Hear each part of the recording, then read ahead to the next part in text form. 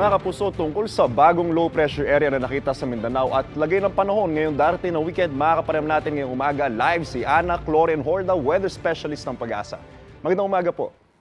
Magandang umaga, Sir Adjo. Ganis po sa ating mga taga-subaybay. Kumusta po ang ating panahon sa darating na weekend at uulanin po ba tayo dahil sa habagat?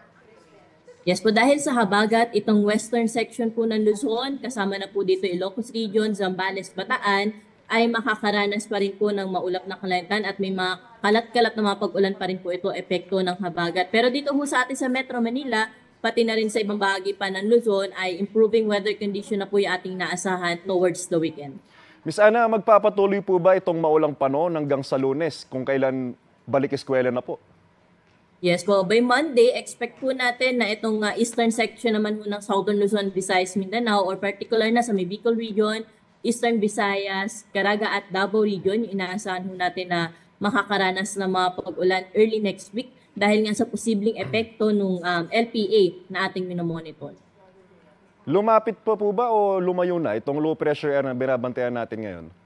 Nananatili pa rin ho sa loob ng ating area of responsibility, yung binabantayan nating LPA na namonitor nga ho natin ito kahapon ng alas 2 ng hapon. At ina-expect natin na sa mga susunod na araw ay mas lalapit po ito sa may eastern section ng ating bansa. Kaya ina-expect po natin na early next week ay posible ho sila makaranas ng maulap na kalangitan at may kasama mga pag-ulan. Ano po ang tsansa na maging bagyo itong low pressure area na binabantayan natin? Within the next 24 to 48 hours po ay mababa ang tsansa na ito ay maging isang bagyo, pero dahil nga nasa karagatan nito ay hindi po natin nire-rule out yung possibility ng kanyang development dahil nga posible pa rin po itong makakuha ng lakas sa karagatan. Miss Ana, last question po, may epekto po ba itong low pressure area sa hanging habagat sa mga susunod na araw? Yes po, dahil nga mahina pa po yung sirkulasyon nitong LPA, no? So wala pa po itong epekto, wala pa rin po itong hatak sa habagat. So wala pa po tayo inaasahan na enhancement po nito sa southwest monsoon o sa habagat.